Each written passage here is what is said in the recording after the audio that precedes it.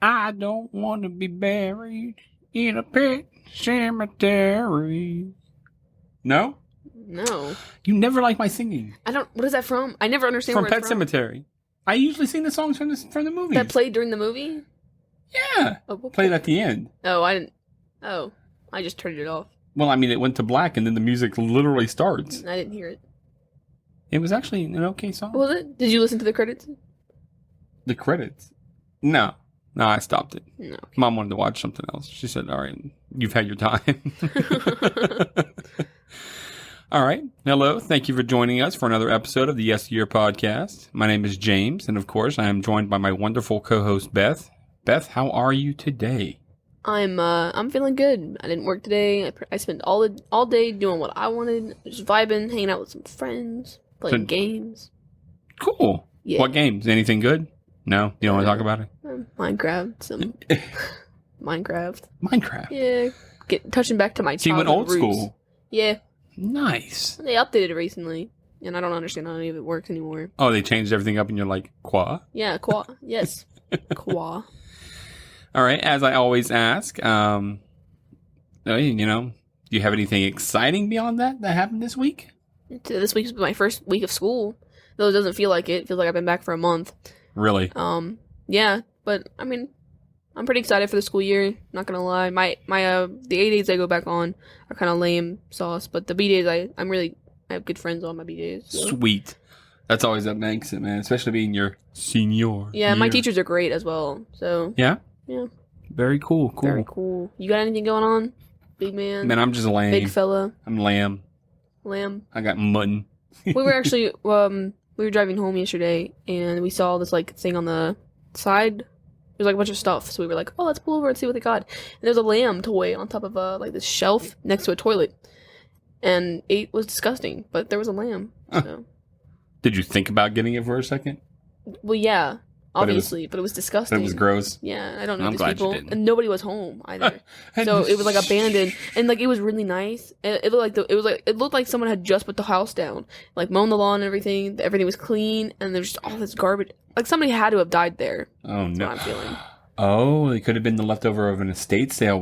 I saw a sign recently in the neighborhood for an estate sale. Yeah, it might have been that house then. Yeah. Oh wow! Yeah, that might be haunted. We don't want haunted. No, I don't want haunted lamb doll. Haunted dirty lamb doll. Yeah, haunted dirty lamb doll. I don't want you. It looked like Lamb Chop from South Park, but without the red paws. Oh, okay. Cool. I'm trying to give you a mental picture. Yeah, I got you. You see it? Yeah. I see lamb chop. So without the red paws. Without the red paws. I think those were mittens. Well, without the mittens. Okay. And its mouth wasn't open. That's what that was about. Yeah. It was its mouth. No. It just had closed mouth. Yep. Yeah. Well, you had nothing to say. You can't win them all. Can't win them all. All right. Well, as the song that I sang so awesomely insinuates, we are reviewing Pet Sematary this week. Now, I've always loved me some Stephen King movies, and this is one that really gets the job done, in my opinion. The setting, the story, the whole kit and caboodle really comes together in the most part and makes for a good horror movie.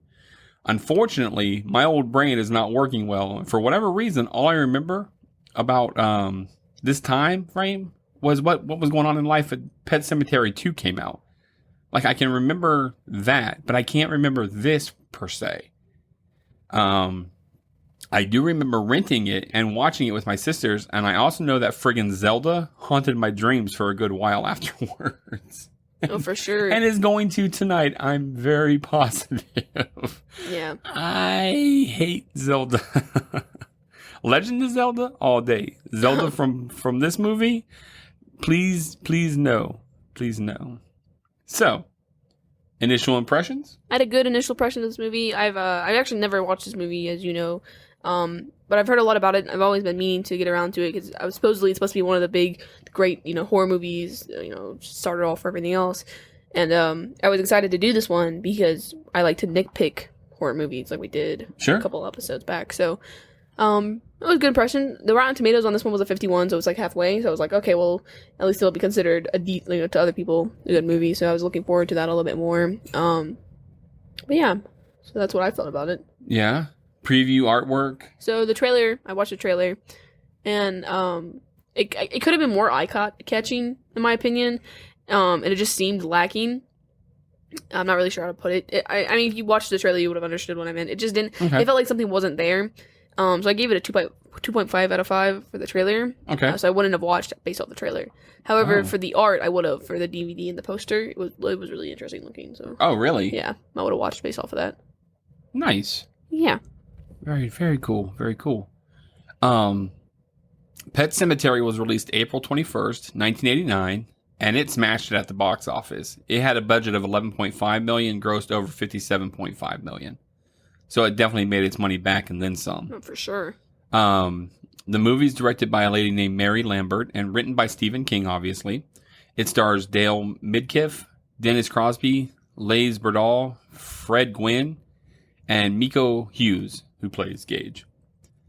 The movie centers on the Creed family that recently moved to Maine from Chicago. They did this after Lewis, the father, accepts a position as a physician La la la la la.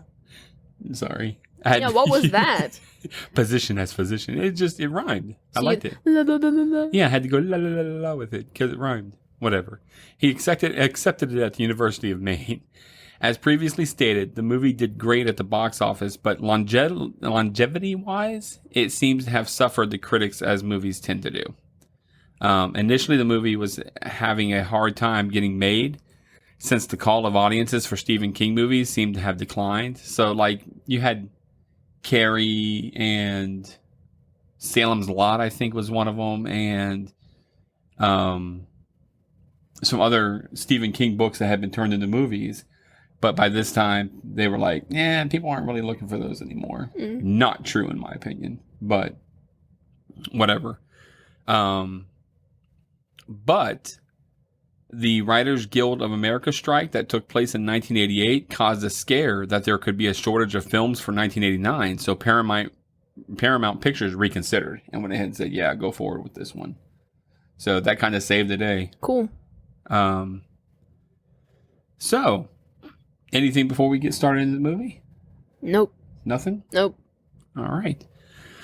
So the movie starts with the credits and voiceovers from kids while panning over roughly made tombstones for what looks to be graves of animals. Now, I had a hard time hearing the kids, but it was people basically saying eulogies for their dead animals. Oh, I didn't even hear that. Yeah, the kids were like, oh, Skip, you my good dog. And Oh.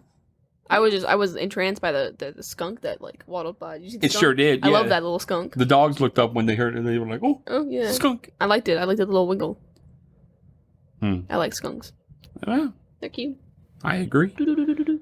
If they got deskunkled. If they were desacked. Desacked. Apparently they still smell after you do that. You gotta wash them. Yeah. I still smell. We desacked you. Did you ever have like a pet cemetery? By where you lived? Or anything like that? We did not have a pet. I want to say there was one that was nearby that was kind of like an official cemetery and then a pet cemetery section in the cemetery. Mm. But we didn't have anything like this.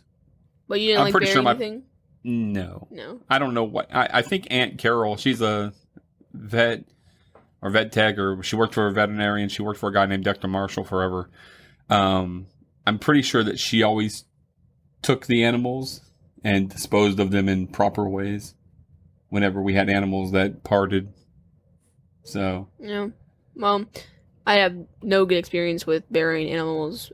We had a guinea pig growing up that we buried out in the backyard, and then we had a dog dig her up like a year later or a couple months later and eat her corpse. And it was horrible because we actually were told that you didn't tell us that she had died. I remember like Justin telling me that she died, but he was like, "Don't tell Tabby."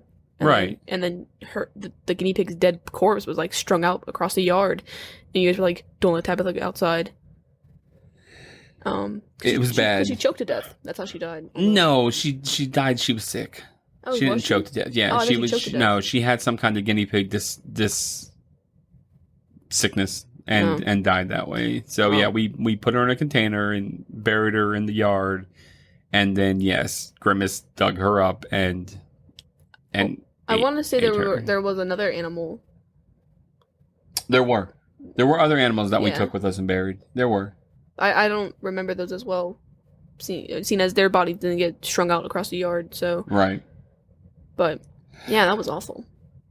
That was my touch with. You know what? You're not wrong. Cemeteries, You're not wrong. It was a horrible situation. It was bad.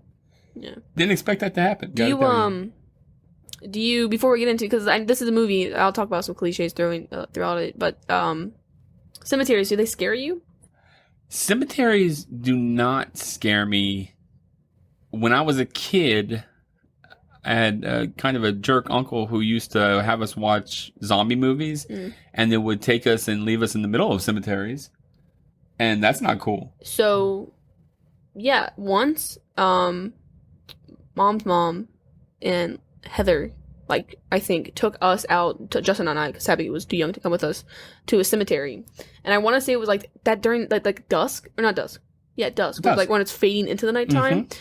And they were all like, okay, don't step on any of the gravestone or you'll be cursed and it's going to follow you around and haunt you forever. Oh, no. And I stepped on one of the ones that are in the ground. You know, like the little stone flake things that you can't see. Yeah. And I just started crying. Because, like, Justin saw me do it, and he was like... Cursed. Yeah, he was like, oh my gosh. He's like, you're cursed. And he, like, sat, like, you know, like, the car, he's, like, sat on the other side of me, and he's like, I don't want to be near you, and you're cursed self. And I felt terrible, but I like, immediately just started crying. I was like, I felt awful. I think about that a lot. I don't really like cemeteries. You weren't that old. You were No, I was young. 9? Maybe younger than that. Yeah, I would say younger than 9. 7, maybe. 7. Shoot. It was horrible. That's messed up. No, it was. Because we, like, on the same, like, there was some kind of story that went along with it, like, that Heather kept kind of scaring us about. Like, we were back in the house. It was, like, pitch black at this time. Yeah. And we were heading up the stairs, and she was like, ooh, cursed. And I was like, bruh. Stop. It's not funny. I feel bad for you on that. I was scared. I can't say that I would be one of those people who enjoys the vibes of cemeteries now, like to go just hang out with dead people, because I don't like the dark. So I would be more scared of the dark than anything. Yeah. And I also don't like being outside. No, those are two things. Insects, so that doesn't really match well. 3 things that are at cemeteries: insects, dark, and dead people. Yeah, but the dead people part doesn't really bother me. Mm-mm. So. No, it's not. I mean, cemeteries are relatively peaceful places when you go there. And then, to go to, like, Arlington, where they've got, like, the military type stuff, it's actually pretty cool. Yeah. No, yeah, for sure. I felt really bad for that person I stepped on. Yeah, because, like the grass was, like, overgrown. Yeah. It was, like, one of those, like, abandoned cemeteries kind of deal. It was, like, whatever. And so we were stepping through, and I was trying to be careful. I'm never quite sure where to step. That's what I'm saying. Because I don't know if they always seem so close to me, so I don't know if you walk in front or behind. Because sometimes it seems like behind there's somebody there too. So I'm never quite sure where to step. Oh, you know what? I just got a memory. So we were part of this. We were walking back to the car because we'd gone out. I don't even know why we were there, to be honest. Probably to scare you, because it's fun. Yeah, well, but there was a when it was still lighter. We were there for so long. There was a hole in the ground where someone was, like, gonna be buried. Oh. It was, like, already dug out. Nice. And, oh no, I can't remember if it was, like, before or after, but somebody made a, like, joke that somebody was walking around. Yeah. They'd, like, escaped out of it. And then there was, like, some guy in, like, full black. Yeah. Probably there to mourn his probably, like, dead family or something. But I was like, oh my god, it's a zombie. Oh, no. And that's when I stepped on somebody because I wasn't looking anymore. And it only made it worse. And that's why I started crying. That's why. So good time all around. Yeah. Good. I have a jerk family. This is what it builds character. No, the only thing it built was trauma. That's character. No. That's rough. It's a rough city. Oh, man. Hey, this is life. Get ready. People are jerks. So, I had a hard time sleeping that night. I bet. So, again, we're kind of zooming around, looking at tombstones for animals and stuff like that. I assume this is the Pet Sematary that the movie is named after. Yeah. Cemetery is spelled wrong, but most likely because a kid wrote it. I thought that was kind of cool that they left it that way. Yes. I'm going to be honest. I was looking up the movie, so I typed it in originally in my notes with the C. Yeah. Which is correct. Right. And then I was like, looking, like, oh, is it spelled with an S? And I went into Google and I was like, cemetery. No, because I don't dress myself. Right, me either. So I'm gonna tell you the truth. I left it just spelled wrong when I wrote it throughout the notes and stuff like that. I spelled it with the S. Just left it wrong. Yeah. Whatever. It's the name. It's the name. I know what I'm saying. I'm the only one that's gonna read it. So meh. Yeah. Meh. Meh. Meh.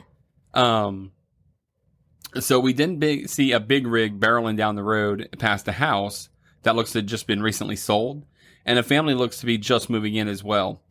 The adults hug it out, and the wife says it's perfect, while the daughter hops out of the car and runs to a tire swing that is hung. Yeah, I would just like to say, because I said I was going to talk about cliche. This is a big cliche for me with horror movies like this. Yeah. Usually, like ghost or zombie movies, they have something like this, where you've just moved into a new house, and usually the house is like disgusting. Yeah. Because it's so old, and they're like the family's like usually poor. But this was like a really nice house. Yeah. Like, that's the only difference. But usually, like you have a kid that hates it, and like a dog, and there was no dog, and the kids were too young to hate it. Though the girl later on does like say that she wants to go back to the other house. No, so. She says she wants to go back to her room. I know what part you're talking about. No, she does. She's like, I want to go back to the other school, and I want to go home. Oh, at that point. Yeah, I'm so, sorry. Excuse All right, you. well, excuse me. Yeah, come on. I digress. I digress, yeah. So, just family moving into a new home cliche is what I want to talk about. I gotcha. And I found that little girl super annoying. Yeah, when you think about what is that, The Conjuring? Yeah. They had just moved into a new one. And they had the tire swing also. Yeah. Yeah. That's a good movie. It is a good movie. I like that movie. The mother gets the baby out of the car while the dad starts to unpack, and while doing so, the little girl says she sees a path. Not soon after, the mom tells her to be careful, and then the swing breaks, and the little girl falls onto the ground and cries ugly. Yeah. No, cries obnoxiously. Yeah. She yells for her parents, who both run to her aid, leaving the baby boy behind. So, really great parenting skills. Oh, throughout the entire movie, for sure. Yeah. Yeah. Gage is a really, like, I love when, like, the babies are actually, like, cute babies. Yeah. You're rooting for them. He was a cute kid. Yeah. While the parents tend to the little girl, the baby almost wanders out into the road where semi-trucks are just barreling through. Foreshadowing. I mean, they're just hauling butt. The mom yells at Gage and runs to where the baby is. A truck is coming, and a man from across the street makes it to Gage and swoops him up before the trucks can take him out. But it's close. Yeah. The parents finally get there, and the man introduces himself as Judd Crandall. Yeah, I just like to say, men with jank teeth like that scare me. Nice. Like his teeth were like slid jank. It was awful. Every time like they zoomed in on his mouth, I was like, oh, what? Stop. Right. Yeah. So he tells them be leery of that road because the trucks go fast up and down it all night long.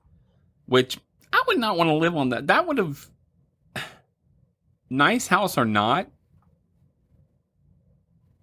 if I had seen that road and been there, I mean, they had to have come and looked at the house, I would assume, at some point in time. She didn't, but the doctor must have. Yeah. He must have seen that these trucks were barreling up and down like this. I'd have been like, I don't want to live on this road like that. No, especially if you have a toddler. Right. And then no fence. A baby.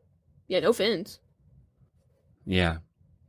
So Judd also meets the daughter, Ellie, and says that her dad is going to be the new doctor.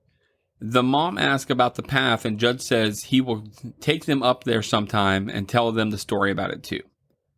That night, the mom is checking on the kids, making sure they're all sleeping, while the dad goes to look at the path, which I thought was weird. He's just out like meandering, but whatever. I mean, exploring your new place. Yeah. He is scared by the cat, which is named Church. He sees Judd and goes over to talk to him and have a beer. They see more semis going by, speeding, and Judd tells of how the path leads to a pet cemetery. Judd also tells him to get the cat fixed so it doesn't wander, because he said cats that are fixed, less wandery. He refers to the man as Doc, so that's what I'm going to call him. His name is Lewis. Yeah, I call him Doc throughout the but I'm going to call him Doc. Yeah. There's a lady named Missy that comes to help take care of the house and is awkward. She's a freak. She is weird. She's weird. The family and Judd decide to go up to the pet cemetery. Judd tells them about the cemetery and about where he buried his dog, Spot. And he was one of the voices at the beginning. He was one of the boys. Young Judd was actually talking about Spot. So, just so you know. Judd says that it's not a scary or bad place, but a place where the dead can speak to you in a good way. So trying to make it positive, which I still think it's weird to take everybody on a trip to see the Pet Sematary, but whatever. Yeah. That night, Ellie talks to her dad about Church dying eventually and how she doesn't want her cat to die, and she cries about it. Yeah, ugly. Her cries stay the same throughout the entire movie. Yeah. Get this girl off the screen. Boo. Did you like her? Nah, I mean... Yeah, so... The next day, Ellie is getting ready to go to school, and she doesn't want Church to get fixed, or get his nuts cut off, is what she says. She makes her dad promise that Church will be okay. The dad gives the mom guff about making him promise in the event that something does happen to the cat. He says, it's a far shot, but it could happen, and don't make me, potentially lie to my kid. Yeah, right.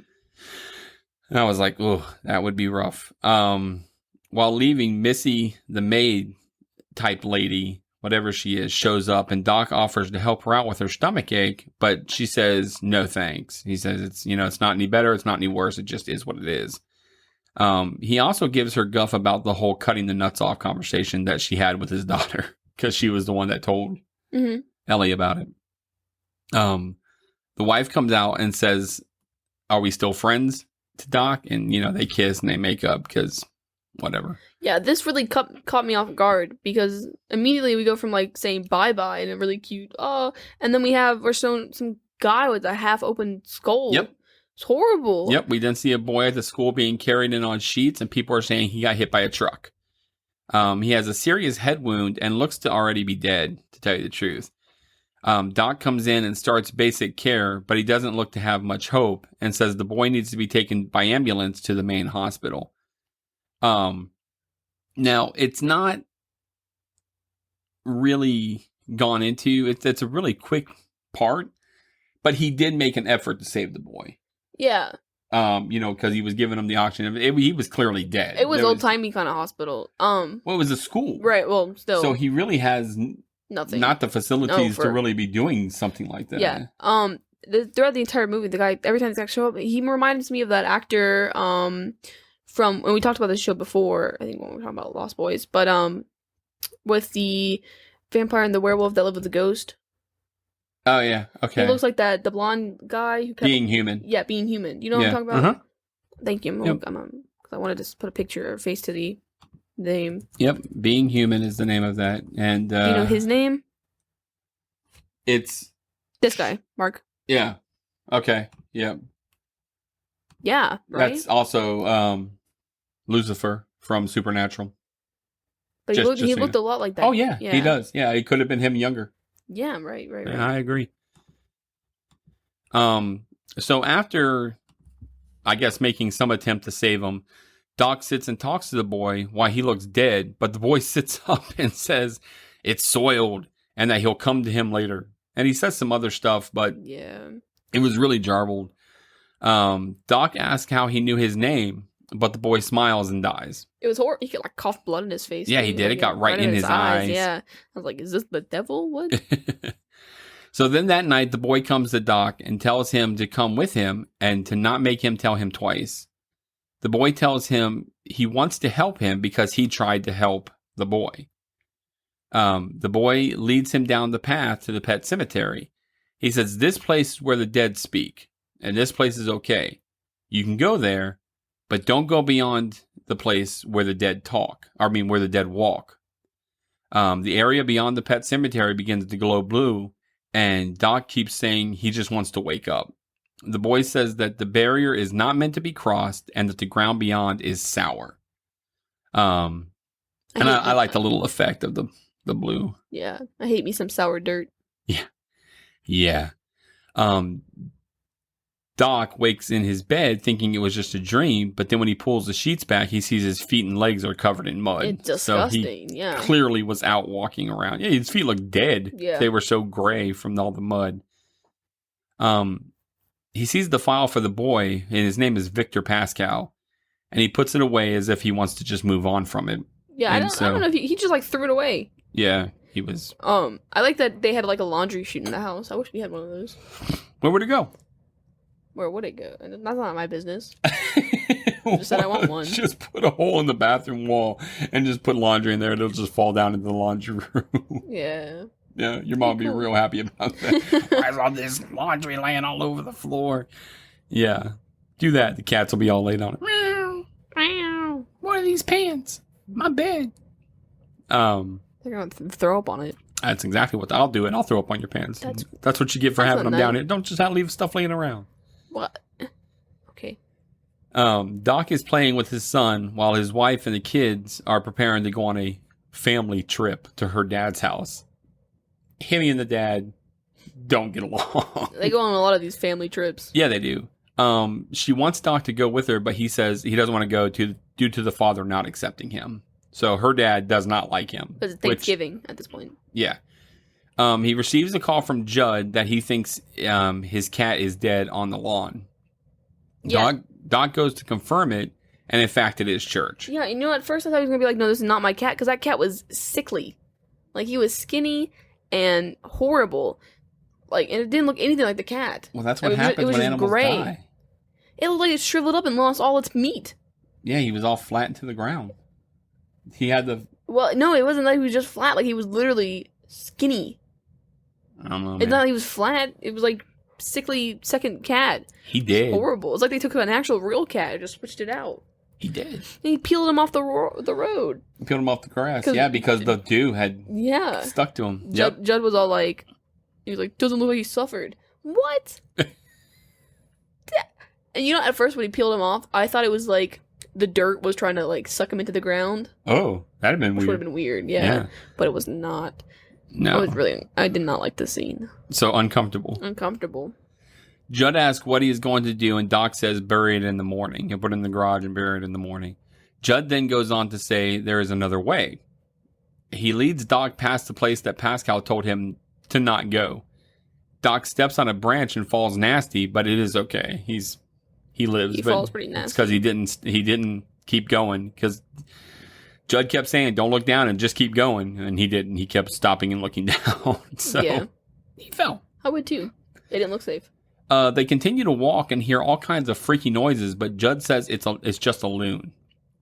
Once again, they continue to walk and have to climb up these crazy cliffs and finally come to an ancient Indian burial ground. And I think they're called Micmac Indian. I would just like to tell you that if this old man with jank slitty teeth is coming to me, it's like, oh, come bury your cat over here. It's nice. And we come up and he's like, oh, yep, this is an Indian burial ground. I'm walking home. I'm not going to mess with that. You know what that says to me? Curses. Straight up curses. I don't think that I've ever seen a movie where they brought up either Indian land or ancient Indian burial ground or anything like that, where if you mess in it, you don't end up in a bad situation. Yeah, no, they always just die. Like, there's constant death. You don't mess with that stuff. It is complete disrespect. I mean, even with like supernatural movies, every time they're like, "Oh, well, is your house built on an ancient burial ground?" Ancient Indian burial ground. And if it is, I'm heading out. I'm moving. Sorry, Indians. You know, I think about that around here sometimes. We're living in Roanoke and having the Roanoke stuff and all the stuff that's happened in the past here and everything like that. I'm always like, I wonder how much, land this, because of course it was all their land at one point. So how much of this land was that? I just try to be respectful. I try to. I eat my corn, my turkey. Maize. That's not respectful. No, I don't know. So Judge says that he brought him there to bury the cat. He tells him that each buries their own, and that Doc has to bury the cat himself. So Judge sits and smokes while Doc digs a hole and buries Church. They then return home. The phone is ringing, but Doc misses the call. Judd comes yelling for him, all like, Lewis, and tells him not to tell them what they did. He asks exactly what did they do, and Judd tells him the exact same thing that Pascal did, basically, when he was dying on the table. Like, a man's heart is stone, and what he sows, and this, that, and the other. So, like, he gets, like, a flash of Pascal's bloody head real fast. He's like, uh-oh, we didn't do something very good. Yeah. So Doc is a bit concerned, and for good reason. Doc calls and talks to his daughter, and she asks about the cat. Like, eventually. He's really stressed out. Not eventually. immediately. Yeah. He lies and says that he is fine, but that he hasn't really seen him. He then talks to Gage as well and looks all real sick-faced about it for some reason. And I don't know why his face was the way that it was, but he's like, I love you, Daddy. And he's just all sick face. So, that happened. He brings food out to the cat, and the cat comes and eats. Doc looks him over and sees it's the same cat, but the cat freaks out and scratches him. He goes to see Judd about it and tell him maybe he messed up and buried the cat alive. But Judd said, nah, man, he was dead. Then that's when he goes on talking about, like, the dew had set on him and he was all stuck to the ground and everything. The cat was dead. Yeah. So then Judd tells how he buried his dog Spot up there, and Spot came back stinking of the ground he was buried in. And that but he wasn't the same dog. Like, it was the same dog, but he wasn't the same dog personality. It was a different animal. Have you ever had an animal like that where you're like, yeah, this is my dog, my best friend, or my cat, my best friend? Have you ever had that? Not really. I've had a stuffed animal named Scruffy, the dog. I can't know about stupid stuffed animal. I mean, like a really strong, pets die and you're crippled for a couple days kind of relationship. No. No. I've never gotten to have that chance. All our animals end up going away before they have a chance to die. But I liked William, when we had William the cat. Yeah. I like to think that we had a very close relationship. The cat slept with me in the bed under the sheets. Yeah. So I like that cat. Well, I think it would have been really sad had he died. But I mean, he's still around. Right, but now, he's not my cat anymore. No. He's some other cat. He's somebody else's cat. I don't know that man. I don't know you. I don't know you. But, that's why, some people, like, give their kids, like, goldfishes so that the goldfish can die and the kid can experience death, and that's how it's introduced. We never had that. So. I mean, you want me to get you a goldfish so it can die? I guarantee you get one of those beta fish from the fair, and them things don't last like a day. I tried to get one of those, like, last year, and I was told I wasn't allowed to bring that home. You're not. I wanted one. No. We've had a lot of different kinds of pets throughout the years, but I've never, except for the guinea pig. But I didn't even like the guinea pig. So when she died, I didn't even know that she died until like a little bit later, anyways. So you found her in the backyard eating. We found, yeah. Pork chop. Pork chop. So Judd tells him that when Spot died the second time, he put him in the pet cemetery. So that's when he was buried there. I was like, dang, how long that dog last? For a second time. That's crazy because he was angry. Mm-hmm. So Doc asked if anyone ever put a person up there, and Judd freaks out and say, no, who would ever do such a thing? Spills beer and everything like that when he was reacting, so I'm all like, suspect. Somebody did a thing. Yeah. Later that night, Doc is taking a bath, and a dead rat falls in the tub with him. This was so funny to me. The hell just puts, the cat puts the rat in the bath, and it just grows, and he ends up stepping on it again. Yeah, he sees it, sick. He freaks out, and it's like Church threw the rat in on him, like, he had to spite him.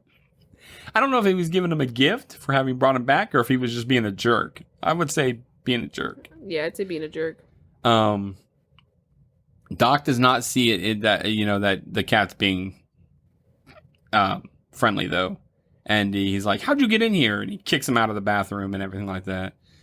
So the next day, it looks like the family is coming back on a flight, and the dad is there to greet them, which is nice. Mm-hmm. Ellie immediately asks about Church and tells her dad that she had a dream that he got hit by a truck, and that he and Mr. Judd buried him in the pet cemetery. Yeah, and when she said all that, I was like, man, you got some supernatural dream abilities. She does. Yeah, it's alluded to. The director said she didn't know if she got that pointed across, but she's a psychic. The child is a psychic. Yeah. Well, great. That's why she keeps having all the dreams and everything like that.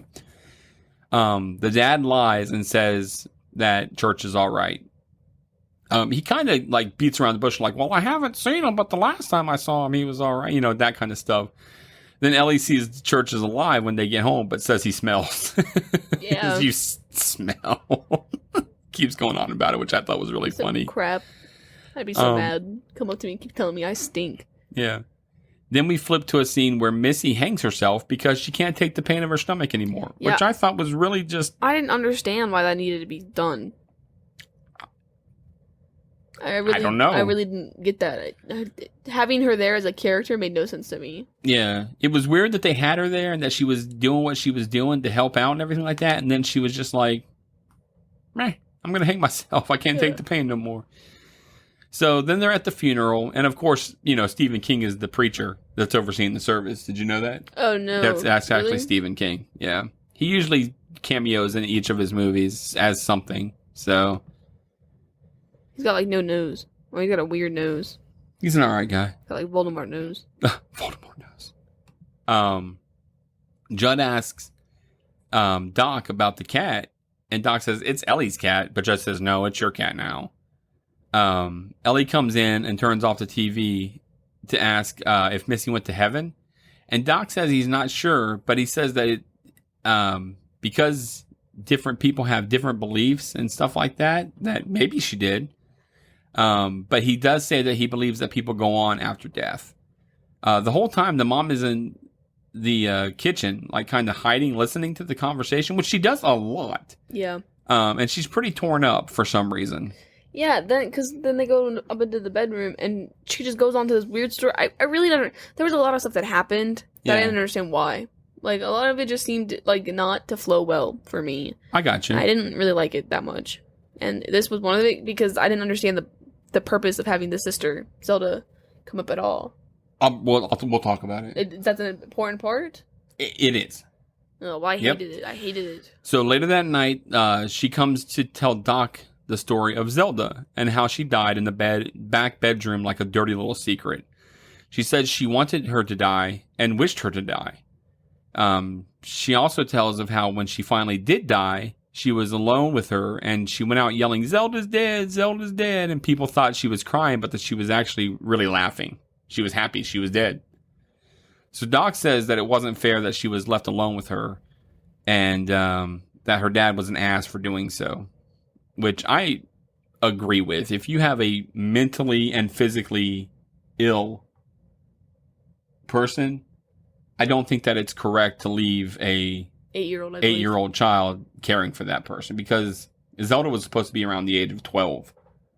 12? Yeah. Nah, she looked like she was jacked up. Something. Well, that's because she was sick. Oof. So, yeah. So we then see a trucker leaving the station heading down the road where they live. Doc and his family are having a picnic with Judd and flying a kite.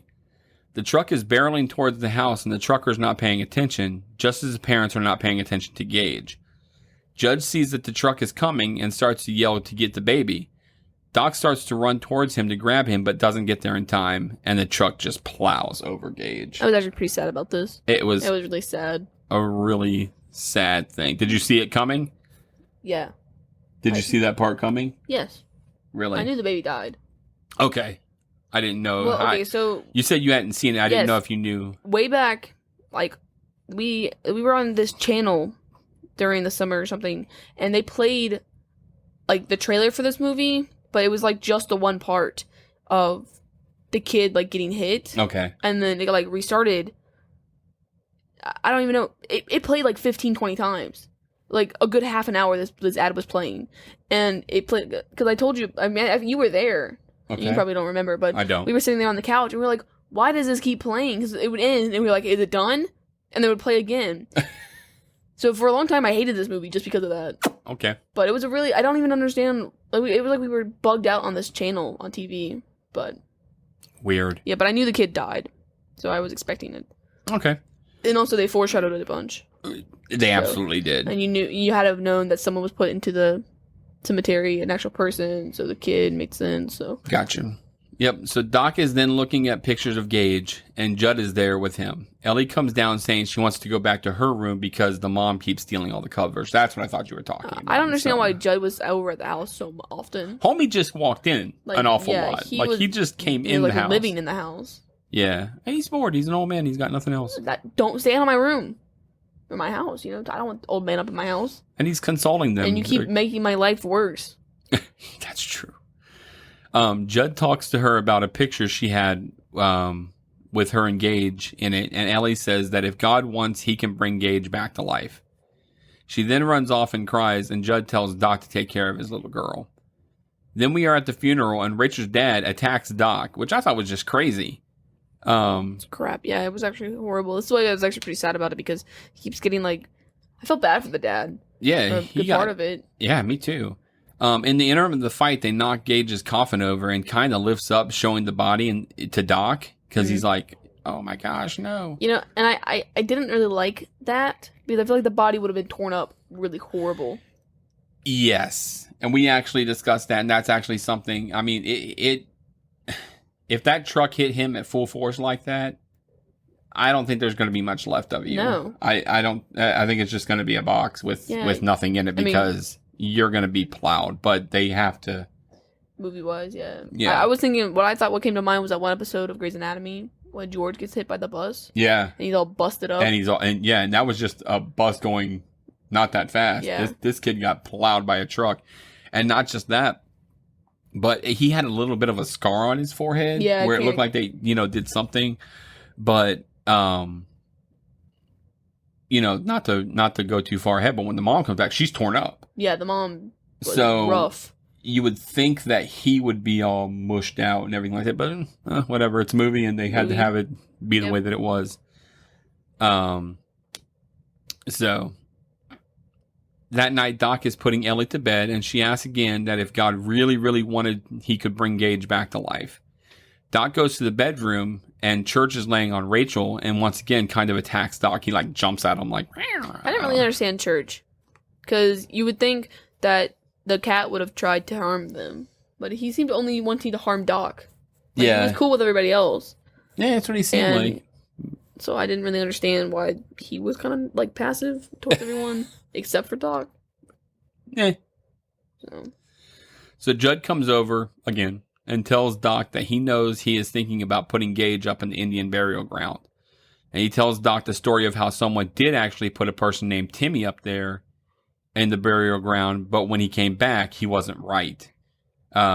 Basically, their son was coming back from World War I, I think is what he said, and he had gotten the Purple Heart. Mm-hmm. And on his way back home, he got killed. So the guy put his son up there, and that the person that you put up there is not the person that comes back. He told of how they went to the house and burned the house with Timmy in it, and his dad ended up getting stuck inside as well. He once again says sometimes dead is better. And did you hear that during when he was saying he's like dead, the Timmy was sitting there saying dead, good, life, horrible, or something like that. That's what he was saying. Doc is once again sending Rachel and Ellie to Chicago to stay with her parents, and that hopefully this will help to patch things up a bit. Ellie says she doesn't want to go to Chicago because she had a bad dream about her dad and Gage and some guy named Patch Cow. Rachel's dad apologizes to Doc for what he said at the funeral, and Doc says it's all right. We all lose our minds sometimes. Yeah, obviously. He was starting to lose it. The dad, it was obvious, and especially this scene, that he was starting to go a little loopy. Yeah, his face in this, he was just he wasn't really there. Big eyes. Yep. They shake hands and part ways. Ellie once again freaks out and makes her dad swear that he things are going to be all right. And he does. He says it. Things are going to be all right. So he's just all kinds of just on a lying bench. So after that, Doc goes to the cemetery and digs up Gage. Pascal shows up and warns of how the barrier is not meant to be crossed and that the ground is sour. But Doc says he will see how it comes back. And if it's bad, he'll put it back to sleep. Ellie wakes crying, yelling to her mom about how Patch Cow is good ghost and came to warn her that Doc is going to do something stupid. Rachel realizes who Pascal is and starts to freak out and tries to contact Doc by phoning him, but he doesn't answer. I like that the mom just believed the kid. Yeah. Yeah, she obviously was she worked it out in her mind and she was like, yeah. So the mom didn't seem like she was in a good place though either. Nobody's in a good place. This is all horrible. It's all been a horrible situation. Well, except for the girl. This girl seemed fine. She's not gonna be. So Um, so Rachel calls Judd, who answers and says that he hasn't seen him. So Rachel says she is going to come home to figure out what is going on. And Judd's trying to stop her, but she's just like, nah, dog, I got to come. And hangs up the phone. Doc is finishing digging up Gage while Judd sits on his porch having a beer and smoking. So basically, I think he's staking him out. Yeah. Is what it seemed to me. Doc holds Gage's dead body and says it will be all right. And that, he's just like, shh. Just like holding him, which I think is really sad. It is really sad. It was incredible. Like you could see that the legs were just limp. Yeah. And everything on him. Yeah. It was really sad. Just really sad. We see Rachel having a nightmare about being back in her parents' house and Zelda saying that she's coming for her and that she is going to get her. That Gage and her are going to get her. And I'm like, that would be horrible. She wakes on the plane from the nightmare and rushes to get home. Judd was camped out on his porch to watch for and stop Doc, but fell asleep, so Doc is able to take Gage past the barrier. Things seem to be trying to stop him, but nothing seems to be able to. There's even this giant yellow head that comes out and yells at him to stop, but he ignores the warning. Was it Did you see that? Pascal? Is that who that was? I think maybe it was supposed to be. I really couldn't I don't tell. know. All I know is this crazy face comes out of the rock, like screaming at him, and it's like, ah! And then he's just like, yeah, he just blinks it off. blink face. Meanwhile, Pascal is doing everything he can to get Rachel home. She's able to get a rental car, but the tire blows out. Pascal warns it's trying to stop her, but she proceeds to keep trying to get home.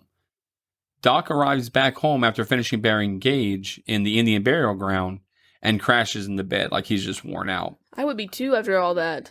Yeah. Emotionally and physically drained out, man. Yeah. We see that Gage is waking up as well from being buried. Like his little hand comes out, which was a throwback to the movie Carrie, but you don't know it. I've seen Carrie. Okay, so when she reaches up out of the ground, out of the grave, it was I don't remember that part. Okay.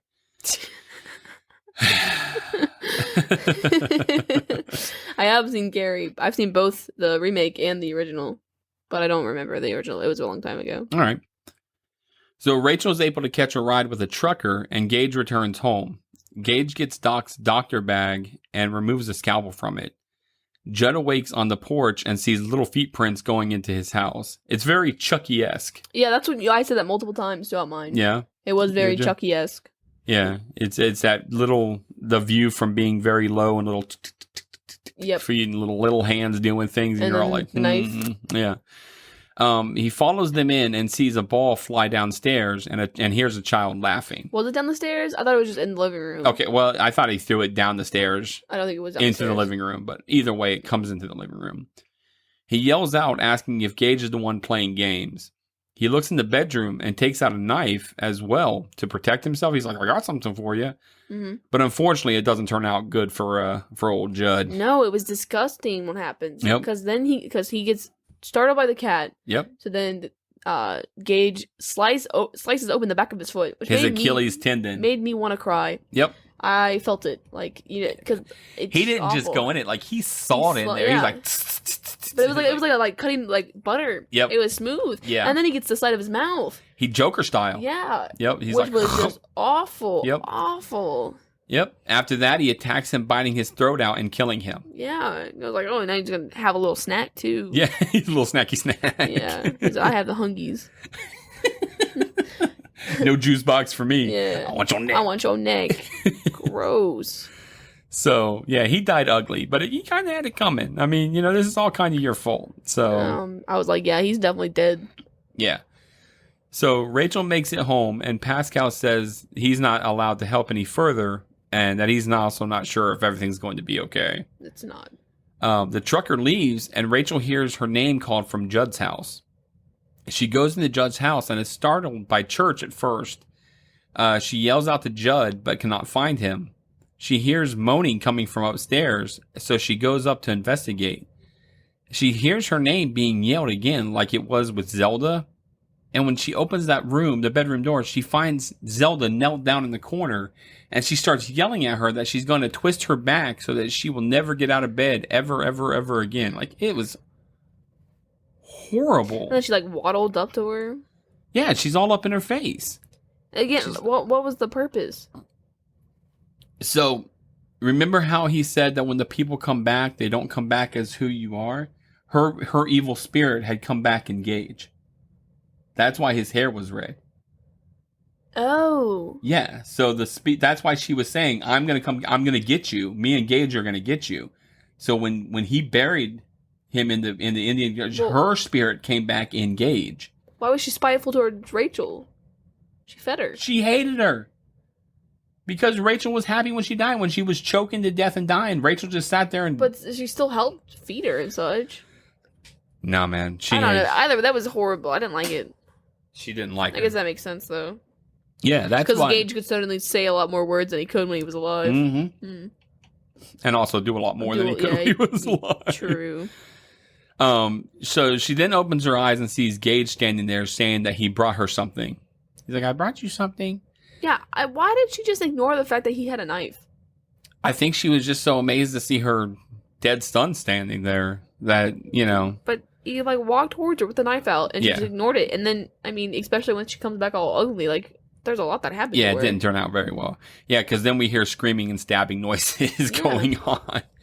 So Doc awakes from a nightmare and sees little feet prints in the floor and realizes that his scalpel is missing because he opens up the box. He's like, oh, no.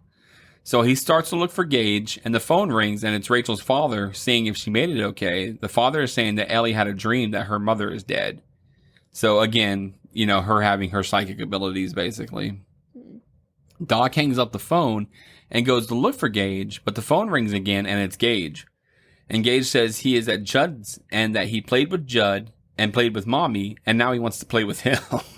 I'm like, I'm not happy about any of that. No.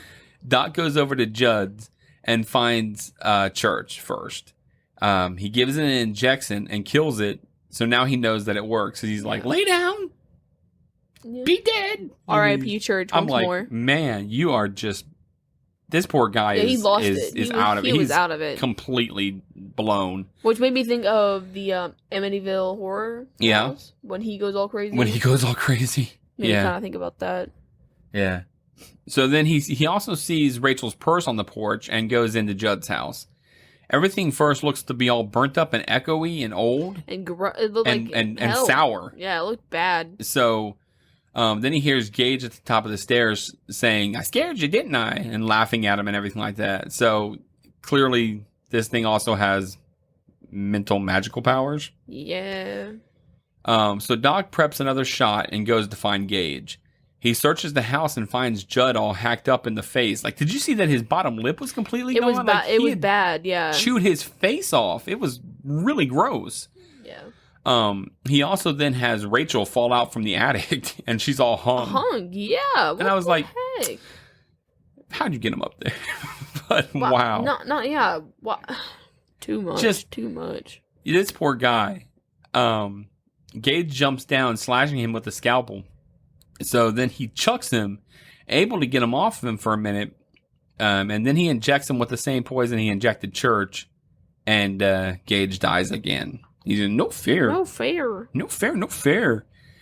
Doc seems to be a bit mad at this point. He burns down Judd's house and with Gage in it. Like, he makes sure that Gage burns because it goes right to him. Yeah. But not before taking Rachel out of the house. I was so mad at this. Like, obviously, he's out of it. But then he's walking across the street, and the ghost shows up again. He's like, come on, dude. I'm sorry for everything that's happened, but you gotta stop. Yep, Pascal shows up he's like, no, it'll be different this time. It'll be different. Yep, he said, don't make it worse. Disgusting.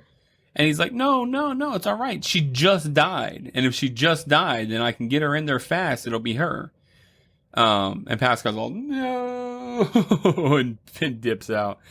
So then Doc sits in the kitchen and waits for Rachel to return, which she does, and she's not well. No, she's disgusted. Her face is leaking. Her eyeball's gone. Yep. It was gross. And then he kisses her. She does. Starts making out with him. Yep. Ugh. She's all cut up and damaged from Gage.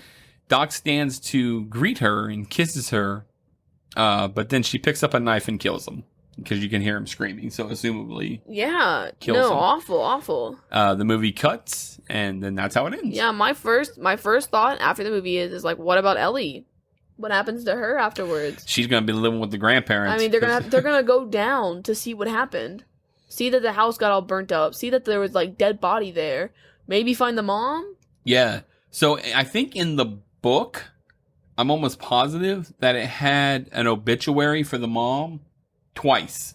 Like it had died April 1985 and then died again 1989 or something like that. You see what I'm saying? Mm. Like she lived for a little bit longer and so, I don't know, man. I don't know. But that's the book.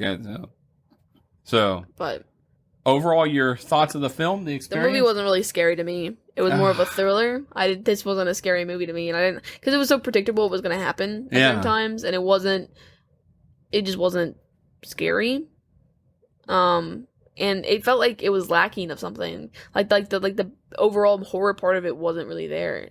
Because gore does not equal scary for me. Right. So when you have somebody disgusting out or slicing people up, it's not really scary. Because I looked up the definition for thriller, and it was like, it's just something that makes you feel that like anxiety. Okay. And I guess at certain points that this movie did it for me, so I would classify it as a thriller movie per se, not really a horror, like a thriller horror movie, whatever. But it wasn't really that great, and the characters were kind of meh. I didn't really like it. Really? Yeah. Oh, that's sad because you were really pumped. I was really pumped about this one, but I didn't really like it. So I ended up giving this one, my rating was a 2.5 out of 5. You gave it 2.5 moves out of 5? I kept it with the trailer. Yeah. Wow. I wouldn't watch this one I again. would give it a 3, and that's on the lower scale for me. Mm. It was not. I like the movie, and it being a dad now, and the thought of losing kids and such like that, like that's rough, man. That would be a horrible. I can't even imagine that, and I think that the anxiety of that, and just what he went through and everything, and everything like that, and then the Indian burial ground idea aspect of it, it's, you can understand what he does to a degree. Like if you had the option to take a chance to get your kid back, yeah, who wouldn't take that chance? Yeah. And especially if you have some old man telling you about it, and you get your cat back, and the cat's basically the same, just kind of a little whatever, stinks, a little stinky. I mean, right. I understand being desperate enough to get your kid back to do that. I understand yeah, that. Me too. So, yep. Yeah. Who was your least favorite character? My least favorite character was, I guess the mom out of the main characters. Yeah. Yeah, because she just, I don't know, man. I guess they all. I don't know. It what was her hard deal to pick was. characters in this because they were all kind of suck. Like mine would have to be Judd. Yeah. Cause Jank. But yeah, who was your favorite character? Gage. Poor little Gage, yeah? baby. Yeah. Mine was the skunk at the beginning. He was unproblematic.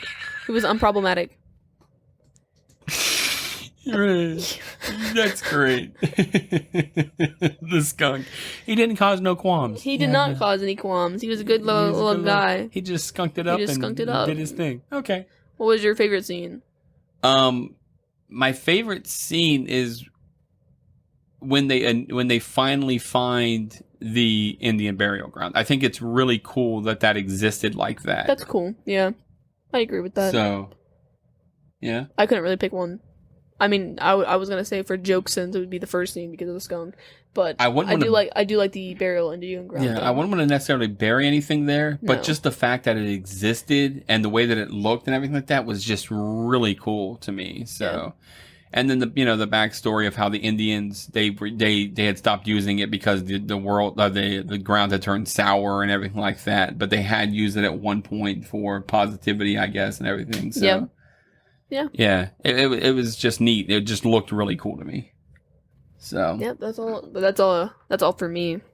That's it? You don't got nothing else? Nope. So trivia time then? Trivia time. All right. So we will start with the role of Zelda, Rachel's terminally ill sister, was played by a man. Director Mary Lambert wanted Zelda and her scenes to frighten the audience, but did not believe that a 13-year-old girl was scary enough to cast. So she cast Andrew Hubetsek in the role to make something be off about Zelda. Oh, wow. So that was a man. I'll get you. I'll get you. Zelda scares the heck out of me. Yeah, bro. I don't like Zelda. I got to tell you, out of the whole movie, that part really did it for me. That's what scares me. I didn't like Zelda. it was just random to me. That's why it didn't really scare me. It was just like a random insert of maybe if it was like maybe if she was more the main character. Yeah. And it was like more of a reflection, or like they went back to her house and in that room she got like the flashback to it or whatever.